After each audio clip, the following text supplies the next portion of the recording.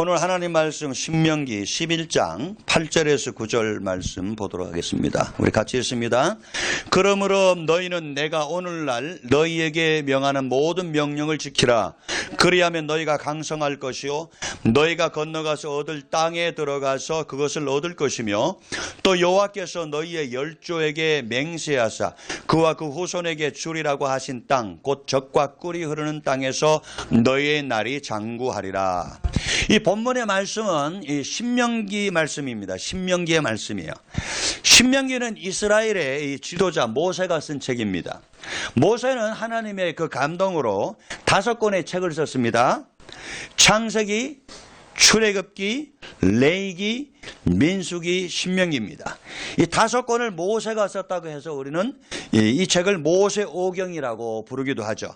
그래서 모세오경이라는 책을 다른 말로 율법서라고 부릅니다. 하나님의 백성으로서 지켜야 될 하나님의 율법들로 가득 차 있기 때문입니다. 특별히 하나님께서요, 이 모세오경을 쓰게 하신 이유가 있습니다. 아브라함과 그의 후손들의 나라인 이스라엘을 샘플로 하나님께서 선택하셔서 그들을, 이스라엘 백성들을 다루어 가시면서 이 땅의 죄인들을 어떻게 구원하시고 인도하실 것이며 또 그들을 향한 궁극적인 하나님의 목적이 무엇인가를 가르쳐 주시기 위함입니다. 그래서 창세기는 선택이라는 띠이 그럽니다. 실렉션이라고 하는 주제가 그럽니다. 잘 아시는 바와 같이 하나님은 아브라함을 은혜로 선택했습니다. 실렉트했어요. 우리도 우리의 행위가 아니라 하나님의 전적인 은혜로 선택받았음을 보여주고 있는 거예요. 출애굽기는 구원의 주제가 그럽니다. salvation이라는 띠이 흘러요. 그래서 하나님은 이스라엘 백성들이 바로의 압제와 애굽에서 종살이하고 있었을 때 유월절 어린 양의 피해 사건을 통해서 이스라엘 백성들을 구원하셨어요. 2000년 전에 예수님이 이 땅에 오셨습니다. 십자가에 몸 찢기셨습니다. 그리고 피 흘려 주심으로 우리의 모든 죄를 대속해 주시고 사단의 권세와 어둠의 세상에서 우리를 구원해 주신 것이죠. 그리고 그 예수님 안에서 그분 자신을, 그 예수님을 우리가 엔조이하고 누리고 그분이 이루신 모든 것들을 우리가 블레싱으로 누리는 삶을 살 수가 있는 것입니다. 그래서 세 번째 책인 레위기는요, 성화라고 하는 주제가 그럽니다. 세 번째 책 레위기, sanctification이라는 띠이 흘러요. 그래서 하나님은 이스라엘 백성들을 바로와 애굽의 종살이에서 구원하신 것뿐만 아니라 하나님 백성답게 거룩하게 살기를 원하셨죠. 그래서 내가 거룩하니 너희는 거룩할지니라는 말씀처럼 우리는 하나님의 백성으로서 구별되어 살아야 합니다. 특별히 예수님의 십자가의 대속의 보혈의 은혜로 구원받은 우리는 바로 예수님의 형상을 닮아가야 합니다. 날마다 그래서 우리는 하나님의 말씀을 우리가 메디테이션하고 우리가 기도하고 그리고 늘 우리 마음을 주님께 드리면서 우리 주님을, 하나님을 최고로 사랑하는 마음을 가져야 됩니다. 그래서 예수 그리스도의 생명을 충만히 우리 안에 채워야 되죠. 그래서 우리 안에 계신 거룩의 영이신 성령께서요, 예수 그리스도의 충만한 생명으로 우리를 변화시키고 거룩해 만들어 가시는 일에 우리 자신을 내어드려야 합니다.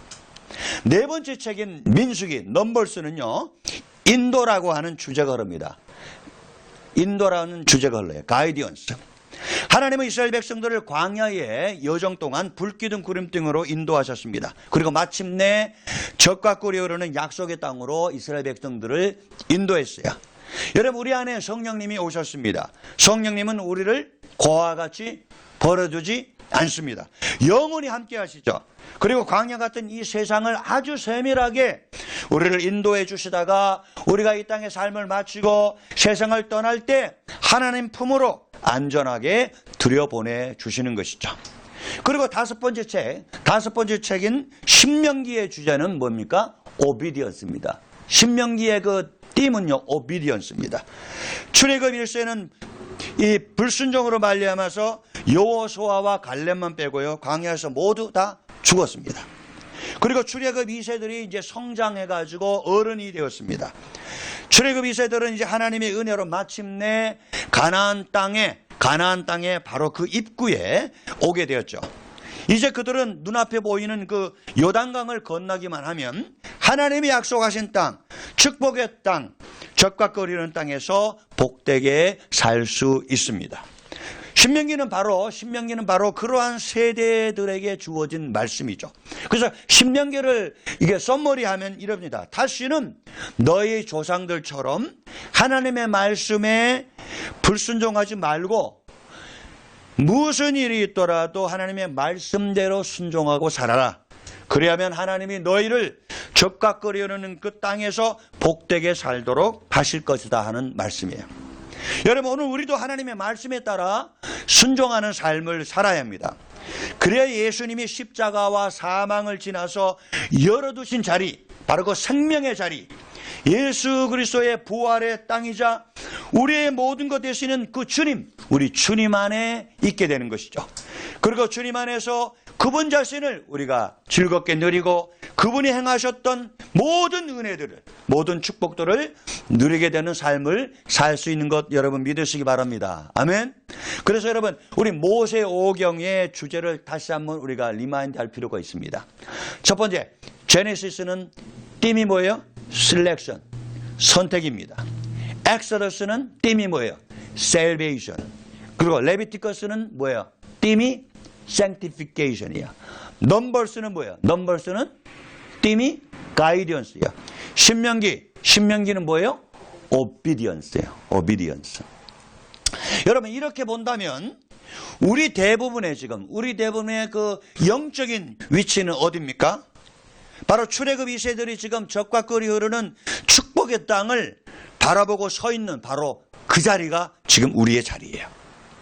다시 말하면 그 자리는 그동안 출애굽 2세들처럼 광야의 힘든 여정을 경험했을지라도 우리의 미래는 결코 어둡지 않다고 하는 것을 보여주는 거야.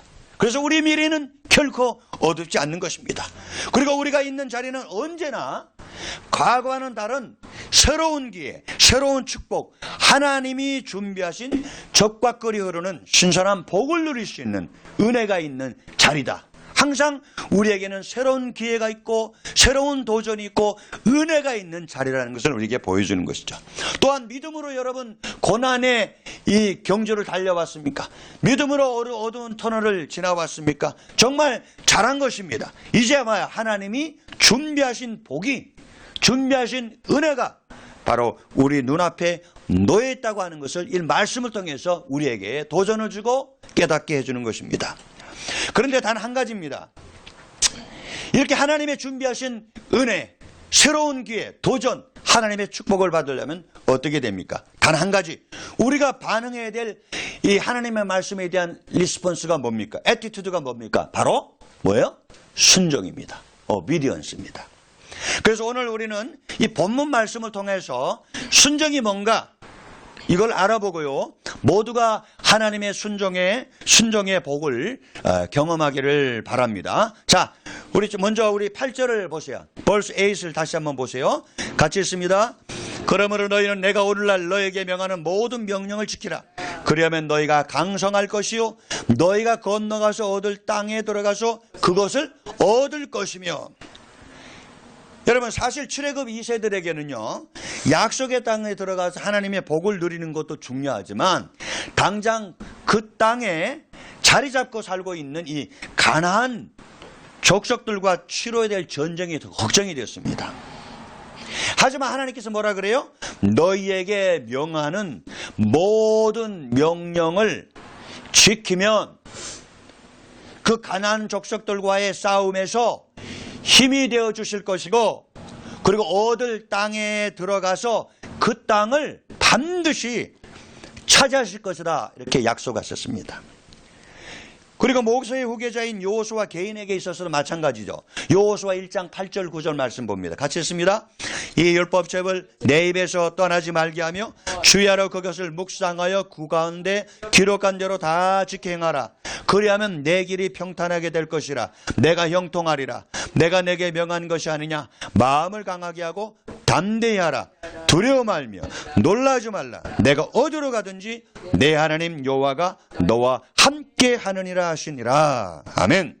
여러분, 본문의 말씀과 지금 여호수아의 말씀에서 하나님이 동일하게 강조한 단어가 있죠.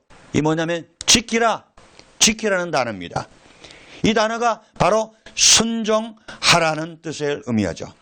여기서 우리는 순종이 무엇인가를 우리는 잘 알 수 있죠. 순종이 뭡니까? 순종은, 오비디언스는 하나님의 말씀을 지켜 행하는 것입니다. 모든 것을 하나님께 다 내어 맡기고요. 그리고 하나님의 말씀, 하나님이 우리에게 주신 말씀을 내가 지켜내는 것. 지켜내는 것이 바로 순종이에요. 그래서 하나님은 하늘나라에 살고 있는 어느 공동체이든지 개인에게든지 하나님께서 약속하셨어요. 하나님의 말씀을 지켜 행하면, 즉 순종하면 하나님이 함께 하십니다. 하나님의 말씀을 지켜 행하면, 즉 순종하면 인생의 수많은 싸움에서 패배하지 않게 하십니다. 하나님의 말씀을 지켜 행하면, 즉 순종하면 비록 험난한 환경에 있을지라도 하나님이 개입하셔서 절망하지 않게 하시고 승리케 하는 은혜를 경험케 하실 줄 믿습니다. 그래서 여러분, 순종을 기억하세요. 순종은 모든 것을 하나님의 내게 맡기고 하나님의 말씀을 지켜내는 것입니다. 하나님의 말씀을 우리 삶에 지켜냄으로 말미암아 하나님의 순종의 축복을 누리는 은혜가 있기를 위해서 축원합니다. 두 번째로 우리 구절을 보세요. 구절 같이 있습니다. 또 여호와께서 너희 열조에게 맹세하사 그와 그 후손에게 주리라고 하신 땅, 곧 젖과 꿀이 흐르는 땅에서 너희 날이 장구하리라.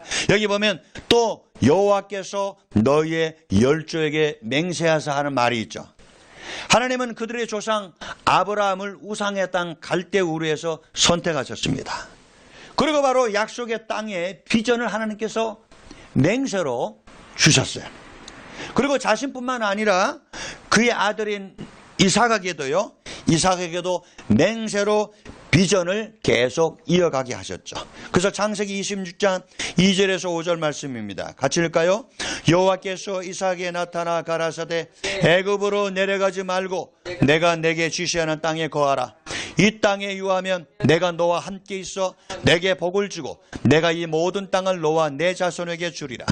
내가 내 아비 아브라함에게 맹세한 것을 이루어 내 자손을 하늘의 별과 같이 번성케 하며 이 모든 땅을 내 자손에게 주리니 내 자손을 인하여 천하 만민이 복을 받으리라. 이는 아브라함이 내 말을 순종하고 내 명령과 내 계명과 내 율례와 내 뱃도를 지켰음이니라 하시니라. 아멘. 여러분, 당시 이삭은요 심각한 기근을 피해서 애굽으로 내려가려고 했습니다. 하지만 하나님께서 이삭에게 다가오셔서 말씀했습니다. 환경에 민감하지 말고 하나님의 약속의 비전을 붙잡고 그 땅에 남아있어라. 그 땅에 남아있어라. 이렇게 말씀하셨습니다. 그래서 이삭은요 하나님의 말씀을 따라서 약속의 땅을 떠나지 않고 그 자리에 남았습니다. 그래서 이삭의 순종의 결과가 창세기 26장 12절에 기록되어 있죠. 같이 읽을까요? 이삭이 그 땅에서 농사하여 그 해에 100배나 얻었고 여호와께서 복을 주심으로.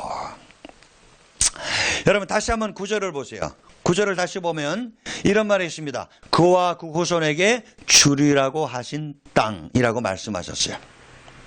하나님은 출애굽 2세들에게 그들이 지금 보고 있는 땅은 어떤 땅이냐?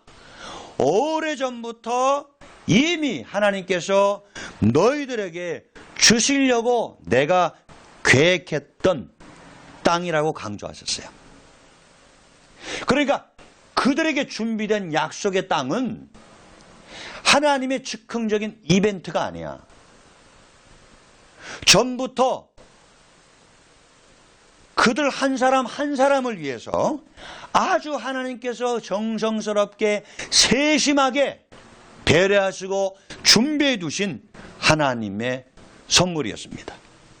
그리고 이제 때가 되면 그런 땅을 하나님께서 출애굽 2세들에게 너희들에게 바로 주는 것이다 하고 이렇게 말씀하셨습니다. 여러분, 출애굽 2세들은요, 그들의 조상들이 하나님께 보였던 순종으로 인해서 사실 순종의 열매를 이렇게 맛볼 기회를 갖게 된 것입니다. 또한 그들이 약속의 땅 앞에 그렇게 이렇게 설 수 있었던 것은 바로 조상들의 순종의 길을, 또 조상들이 순종의 길을 잘 닦아 놓았기 때문이었습니다. 하지만 이제 그들 앞에도 여전히 도전이 하나 있습니다. 순종하면 요단강을 건너서 그 땅에 들어갈 것입니다. 그리고 또 순종하면 약속의 땅에 들어가서, 그리고 들어갔을 때 그 땅의 열매들을 풍성하게 실제적으로 맛보게 될 것입니다. 여러분, 오늘 우리는요, 이 출애굽 2세들이 받았던 사실 선물보다도, 이 약속보다도 더 놀랍고도 완전한 선물을 우리는 이미 받았습니다. 그것이 에베소서 2장 8절 말씀이에요. 같이 읽어볼까요? 너희가 그 은혜를 인하여 믿음으로 말미암아 구원을 얻었나니 이것이 너에게서 난 것이 아니요 하나님의 선물이라 그랬다. 여러분, 하나님의 선물이 뭡니까? 그분의 은혜로 우리가 예수를 믿게 되고 죄사함을 받게 된 겁니다. 그리고 성령을 통해서 이제는 하나님과의 영원한 화목을 누리게 된 것이고요, 이제는 우리가 마귀의 자식이 아니라 하나님의 사랑받는 자녀로 영원토록 살아가게 되는 구원의 복을 누리게 된 것이죠. 여러분, 누가 이러한 복을, 어느 누가 이러한 구원의 복을 예상할 수 있었겠습니까? 그래서 사도 바울이 고린도전서 2장 9절에서 이렇게 언급하고 있죠. 같이 읽어볼까요? 기록된 바 하나님이 자기를 사랑하는 자들을 위하여 예비하신 모든 것으로 눈으로 보지 못하고 귀로도 듣지 못하고 사람의 마음으로도 생각지 못하였다 함과 같으니라. 사도 바울은 이렇게 말합니다. 하나님이 우리를 위해서 예비하시고 계획하시고 준비하셨던 그 구원의 복이 얼마나 위대하고 놀라운지 이렇게 말하고 있는 거죠. 자기를 사랑하는 자들을 위하여 예비하신 모든 것은 눈으로 보지도 못하고 귀로도 듣지 못하고 사람의 마음으로도 생각지 못한 것입니다. 즉, 예수님의 우리가 구원 안에 들어가서 그분이 예비하셨던 구원의 복을, 주 안에서 가진 구원의 복을 우리가 보니, 경험해 보니 이거는 말로 설명이 안 되는 복, 너무나도 풍성하고 넘치는 복이었다는 것을 말하고 있는 것이죠. 그런데 여러분, 이렇게 예비하신 하나님의 구원에 비해서요, 우리 인생들이 이 땅에서 행한 일은 무엇인지 아십니까?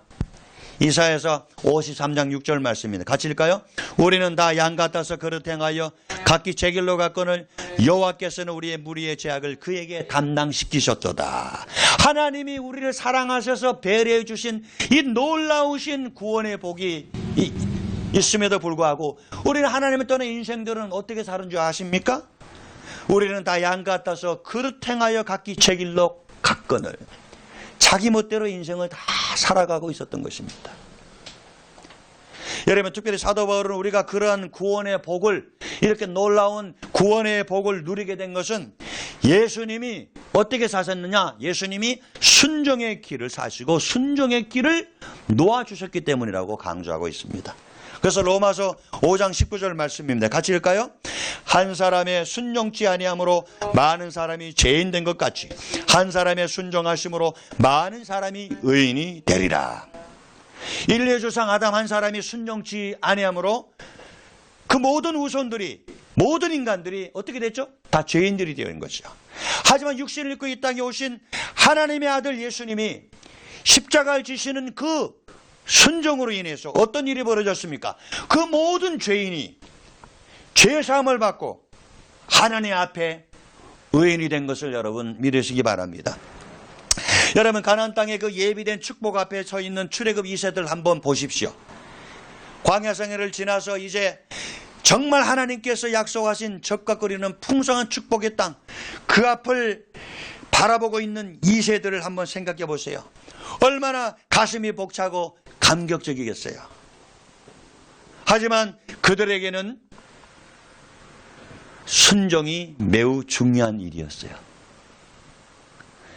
여러분, 이스라엘 백성들 비교해서 구원을 얻은, 예수 안에서 영원한 생명을 얻은 우리들이 정말 주님 안에 들어가서 주 안에서 누릴 축복은 얼마나 클까요? 하지만 우리도 마찬가지입니다. 출애굽 2세들, 그들처럼 우리들에게도 역시 순종이 아주 중요해요. 그래서 히브리서 5장 8절 9절 말씀이 이렇게 권면하죠. 같이 읽어볼까요? 그가 아들이시라도 받으신 고난으로 순종함을 배워서 온전하게 되었은즉 자기를 순종하는 모든 자에게 영원한 구원의 근원이 되시고. 여기 보면 히브리서 기자는요, 예수님께서 십자가에 죽기까지 순종함으로 온전하게 되었다고 말합니다.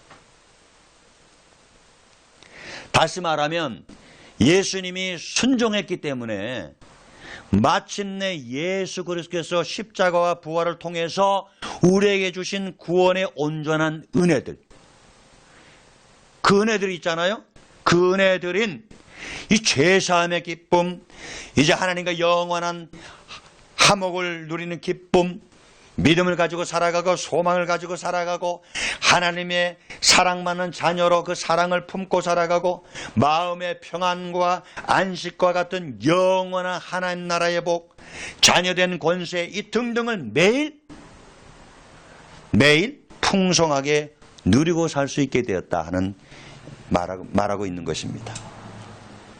그러므로 여러분, 우리 믿음의 사람들은요, 이스라엘 백성들이 순종할 때 약속의 땅 가나안의 복을 실질적으로 누린 것처럼 우리들도 날마다 우리가 순종함으로 예수 그리스도 안에 있는 풍성한 하늘나라의 축복들을 우리가 실질적으로 누리는 성도가 되기를 예수로 축원합니다. 아멘. 자, 세 번째요. 하지만요, 여러분, 이스라엘 백성들에게 요구한 순종이 있죠. 근데 그 순종하고요, 우리 예수 그리스도로 말미암아 구원을 얻은 우리들에게도 순종이 필요한데 우리들에게 요구하는 그 순종에는 약간 디퍼런스가 있어요. 차이가 있습니다. 우리가 구약의 이스라엘 백성들이 했던 그 순종은 어떤 순종이냐면요, 율법적인 순종입니다. Legalistic obedience예요.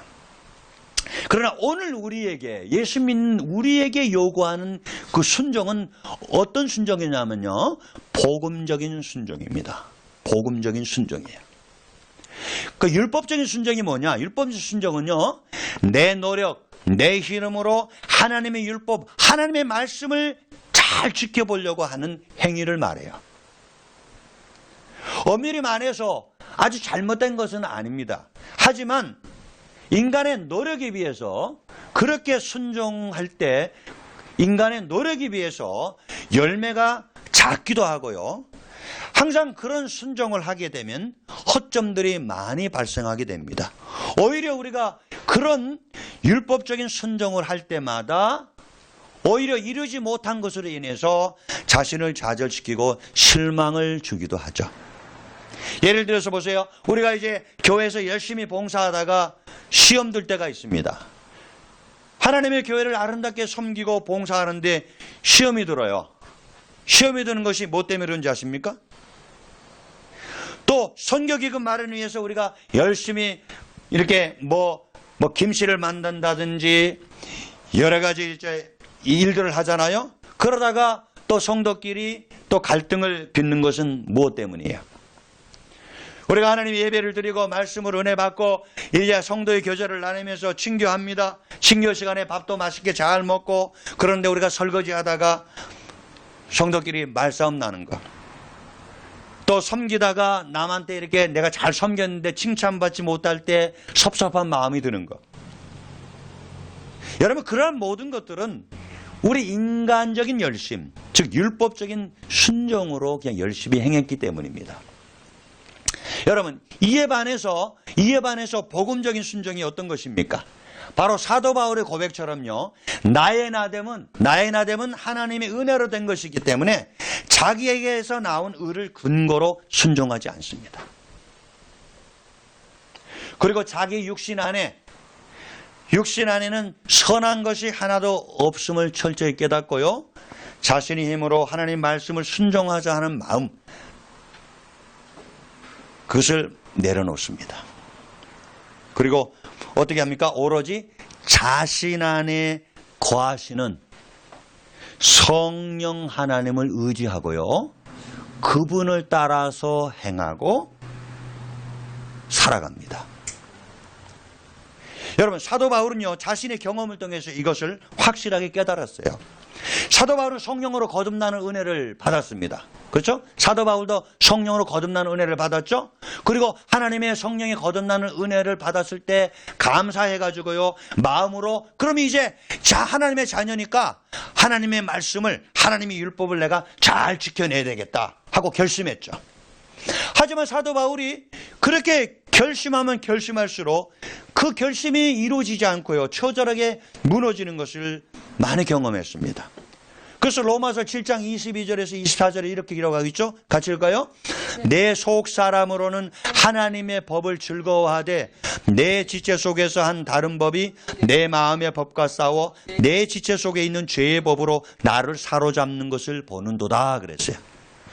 그러니까 좋은 일을 하고 싶어하고 선을 행하고자 하는 자신의 마음과 이것을 계속 못하게 하는 우리 육신 속에 있는 죄의 법 때문에 그 마음의 갈등이 얼마나 심했는지, 고통이 얼마나 극심했는지 사도 바울이 이렇게 표현했죠. 로마서 7장 24절 말씀입니다. 같이 읽을까요? 오호라, 나는 곤고한 사람이로다. 이 사망의 몸에서 누가 나를 건져내라. 근데 사도 바울이 여기에서 중단하지 않았어요. 하나님의 율법에 순종할 수 있는 근본적인 답을 찾고자 했습니다. 다시 말하면 하나님이 우리에게 원하신 그 말씀을 정말 순종할 수 있는 근본적인 답을 찾고자 했죠. 그래서 마침내 하나님의 계시로 그 해답을 발견하게 됐어요. 그것이 로마서 8장 말씀입니다. 같이 읽어볼까요? 시작. 육신을 따르지 않고 영을 따라 행하는 우리에게 율법의 요구가 이루어지게 하려 하심이니라. 즉 사도 바울은 자신 안에 오신 성령님을 따를 때만이 하나님의 말씀을 순종할 수 있고요, 그것도 순종의 열매를 맺을 수 있다고 하는 것을 깨닫게 됐습니다. 여러분, 예수님은 이 땅에 이 제자들과 지상에 살면서요, 장차 제자들에게 성령이 임할 때 그들의 삶에 어떠한 역사가 일어날 것인가를 예언하신 적이 있죠. 요한복음 14장 12절 말씀입니다. 같이 읽을까요? 내가 진실로 진실로 너에게 이르노니 나를 믿는 자는 나의 하는 일을 저도 할 것이요 또한 이보다 큰 것도 하리니 이는 내가 아버지께로 감이니라. 우린 예수님이 오셨을 때 이런 말씀을 하신 것을 알고 있습니다.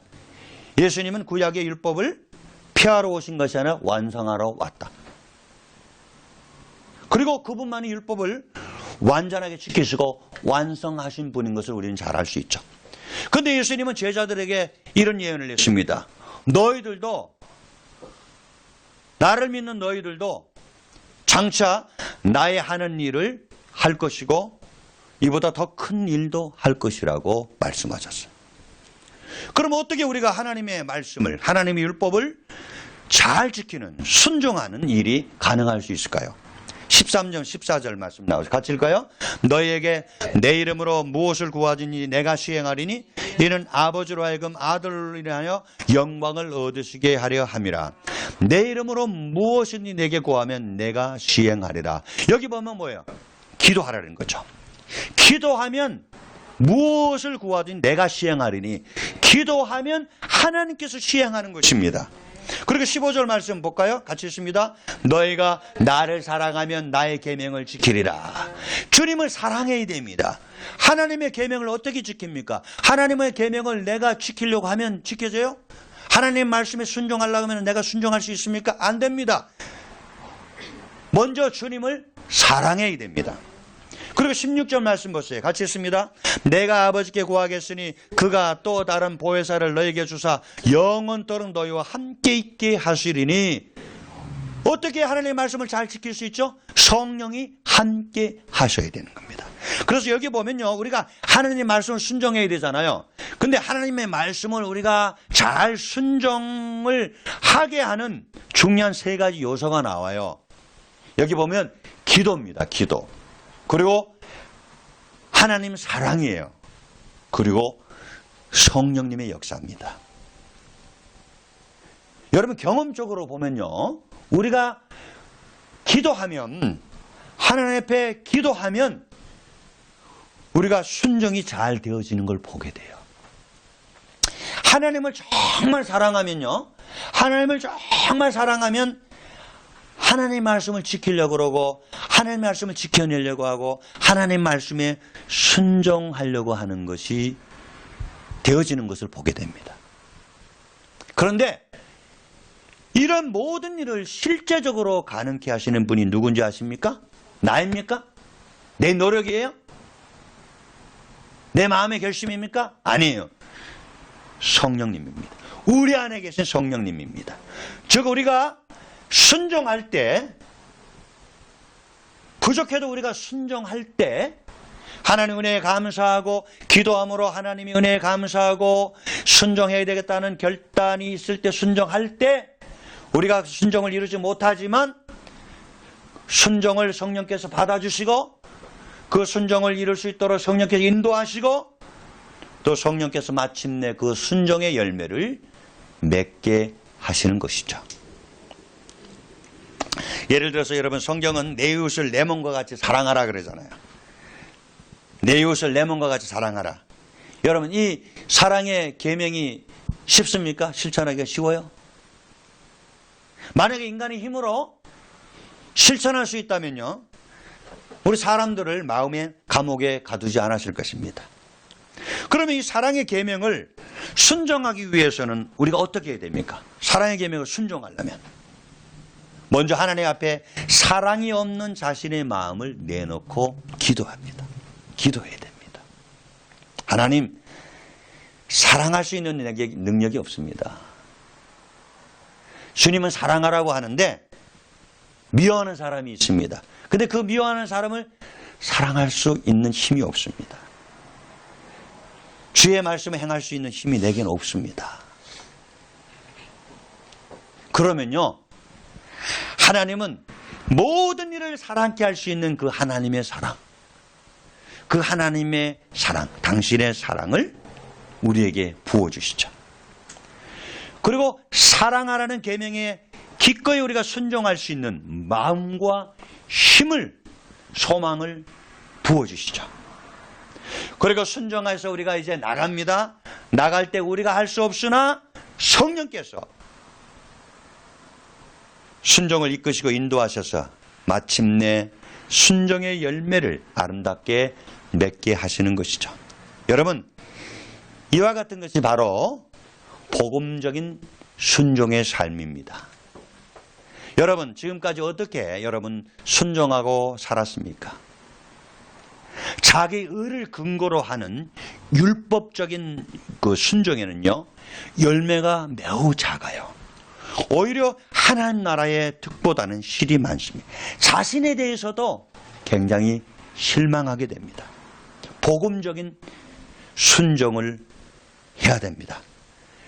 그래야 정말 예수 안에서 자유와 기쁨을 누리고요, 우리의 순종을 통해서 하나님께서 영광 받으시고, 또 그 순종을 통해서 그리스도 안에서 주시는 놀라우신 은혜와 축복들을 누리게 될 줄 믿습니다. 아멘. 말씀 마치겠습니다. 오스왈드 챔버스라는 사람이 이런 말을 했습니다. 하나님은 우리의 성공을 원하시는 것이 아니라 우리 자체를 원하신다. 그는 우리가 성취할 것을 요구하지 않고 우리가 순종할 것을 요구하신다.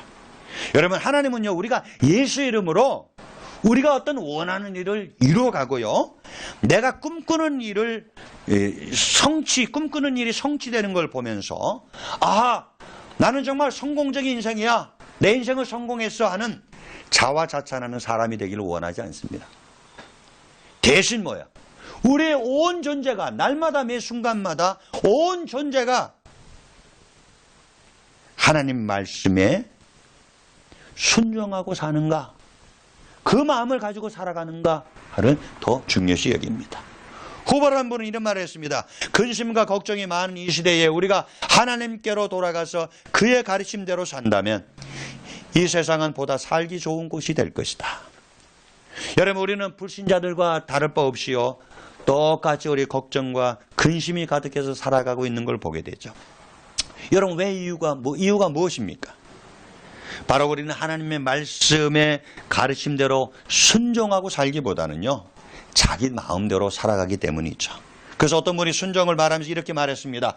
공경하는 것보다 시키는 일에 순종하는 것이 더 낫습니다.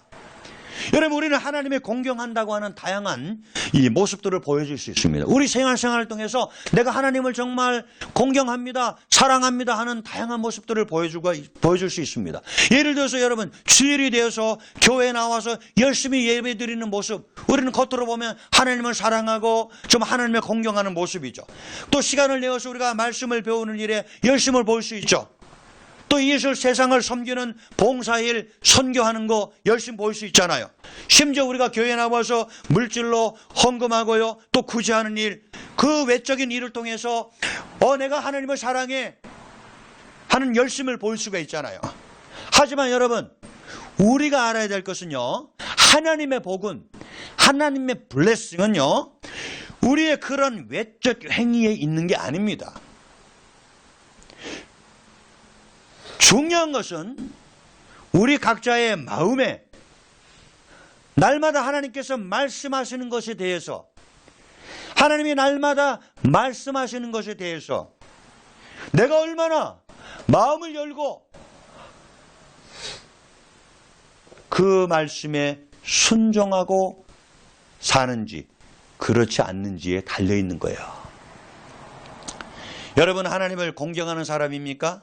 아니면 하나님의 말씀에 순종하는 사람입니까? 여러분, 하나님의 말씀에 순종하는 그런 성도가 되어서 축원합니다. 특별히 하나님의 말씀에 순종하되 율법적인 순종이 아니라 복음 중심의 복음적인 순종을 통해서 성령이 순종을 이끄시고 순종의 열매를 맺게 함으로 말미암아 우리 순종을 통해서 하나님께 영광을 돌리고 우리 순종을 통해서 하나님의 그리스도 안에서 예배해 놓으신 놀라우신 축복과 은혜들을 날마다 누리는 성도가 되기를 예수 이름으로 축원합니다. 아멘.